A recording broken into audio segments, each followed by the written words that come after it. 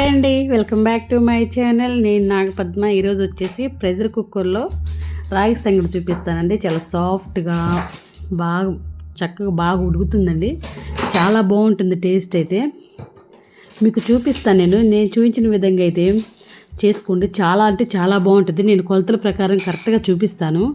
వేడి వేడి చికెను చారు వేసుకొని రాగి సంగటి మీద కలుపుకొని తింటుంటే ఉంటుందండి. అమృతంలా ఉంటుంది. అంత బాగుంటుంది. ఒకసారి మీరు కూడా ట్రై చేసి ఎలా కుదిరిందో మీకు నాతో షేర్ చేసుకుంటూ మర్చిపోవద్దు. ఇప్పుడైతే స్టార్ట్ చేస్తారండి. నేను ప్రెషర్ కుక్కర్లో అయితే 1.5 గ్లాస్ అయితే పోసానండి బియ్యం. సో నేను కొలతలు అయితే చెప్తాను. మన ప్రెషర్ కుక్కర్ అడుగు భాగం అయితే ఏదైతుందో అక్కడి నుంచి మనం వేళ్ళు అనేది నిలబెట్టాలండి. నిలబెడితే మన ఏళ్ళని మునిగితే అక్కడ వరకు వాటర్ పోసుకుంటే సరిపోద్ది. లేదు మాకు వేళ్ళు ముంచే అవసరం లేదు అనుకుంటే గ్లాస్కి 10 గ్లాసులు పోసుకోండి, సరిపోతాయి. సో కరెక్ట్గా 10 విజిల్స్ అయితే కానీ మెత్తగా ఉడకదు పాత బియ్యం అయితే. సో రైస్ని బట్టి కూడా ఉంటుందండి. కొంచెం కల్లుప్పు కూడా వేసుకున్నాను. మీకు కావాలంటే రైస్తో పాటు ఉడికించుకోవచ్చు. చూడండి మెత్తగా ఉడికిపోయింది. ఉడికిన తర్వాత అయితే ఏం చేయాలంటే నేను గ్లాసున్నర పోసుకున్నాను కదా, దగ్గర 3.5 గ్లాస్ వరకు రాగి పిండి అయితే పోసాను. మీకు తక్కువ కావాలి, రైస్ ఎక్కువ కనిపించాలనుకుంటే మీరు తక్కువ పోసుకోవచ్చు. గ్లాస్కి 2 గ్లాసులు సరిపోద్ది. నేనైతే 3.5 గ్లాస్ దాకా పోసుకున్నాను. నాకు రాగి పిండి ఎక్కువ కావాలి, రైస్ తక్కువ కనిపించాలని. సో మూత అయితే పెట్టేద్దాం. ఒక 10 నిమిషాల వరకు దాన్ని కదిలించొద్దు. మంచిగా ఉడికిపోవాలి. రాగి పిండి కూడా ఉడికిపోతుందండి చక్కగా. సో చూస్తున్నారు కదా,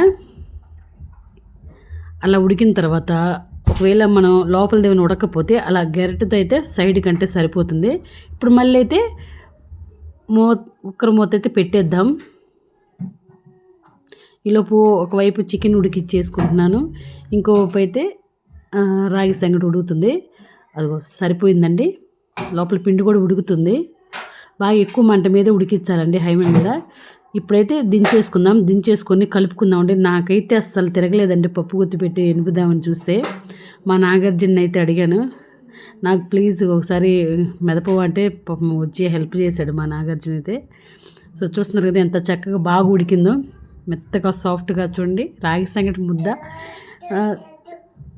బాగా లేగా మెత్తగా బాగా వచ్చిందండి. కొంచెం నెయ్యి అయితే వేస్తున్నాను, టేస్ట్ బాగుంటుంది నెయ్యి వేస్తే.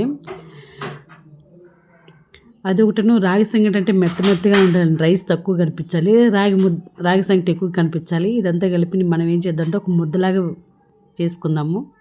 ప్లేట్లో వేసుకొని బాగా వేడి మీద ఉండండి. వేడి మీద తింటేనే దాని టేస్ట్ అనేది బాగా తెలుస్తుంది. రాయలసీమ రాగి సంగటి అంటారు కదండి, అలాగే ఆంధ్ర సైడ్ కూడా ఇలాగే చేస్తారు. చాలా బాగుంటుందండి టేస్ట్. చూడండి కొంచెం నెయ్యి చేతులకు పూసుకొనేసి రాగి ముద్దలాగా చేసుకొని బాగా వేడి వేడి చికెన్ని వేసుకొని చారు అయితే వేసుకొని తింటే ఉంటుందండి. చాలా బాగుంటుంది. మీకైతే నచ్చుతుందని అనుకుంటున్నాను. మీకు ఎలా కుదిరిందో మర్చిపోకుండా నాతో మీ ఫీడ్బ్యాక్ని షేర్ చేసుకుంటూ మర్చిపోవద్దండి. చాలా సూపర్గా ఉంటుంది, హెల్తీగా ఉంటుంది. ఉక్కులాగా తయారవుతారండి ఇది తింటే. అంత స్ట్రాంగ్గా ఉంటారు, బోన్స్ స్ట్రాంగ్ అవుతాయి. రాగి సంగటి చాలా హెల్తీకి మంచిదండి. థ్యాంక్ యూ అండి. Thank you for watching.